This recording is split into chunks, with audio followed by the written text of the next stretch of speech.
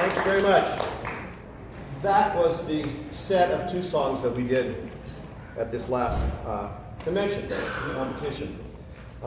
Pretty standard barbershop style music. There are 2 things for those that don't have any idea what we're talking about when we say barbershop. It no longer means 4 guys sitting in the getting their haircut, kind of looking out of tune. But there are 2 things that are especially unique mostly to this form of music, and they are, especially, it's easier actually to tell when the quartet was singing. But Andrin was singing the high notes, right? Okay, she didn't have the melody, however. In barbershop arrangements and in the barbershop style of music, we've got the 4 parts, and the melody is predominantly in the second part from the highest. Okay? In the women's end of things, we go by the same part labels. So the women on stage are either singing bass, baritone, lead, or tenor. Okay?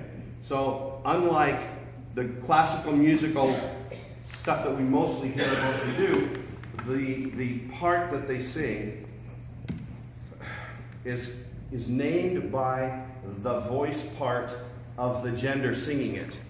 But in the barbershop style, that's not the case, especially with the women.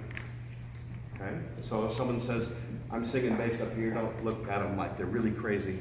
Within the context of what we're doing, it makes sense. Okay? So they carry the part labels like the men do.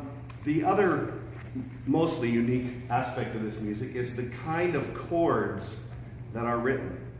And that doesn't mean anything to most of you, and that's perfectly okay. It doesn't mean not much to a lot of the folks that are singing it as well. But from the arranger's standpoint, we use probably 80% dominant 7th chords. That's a 4-note chord that sets up a certain kind of sound, and when it's sung really well and matched, it causes overtones to be sung in the hall. So ideally, if every chord were sung perfectly, we would have 5 or 6 notes in every chord.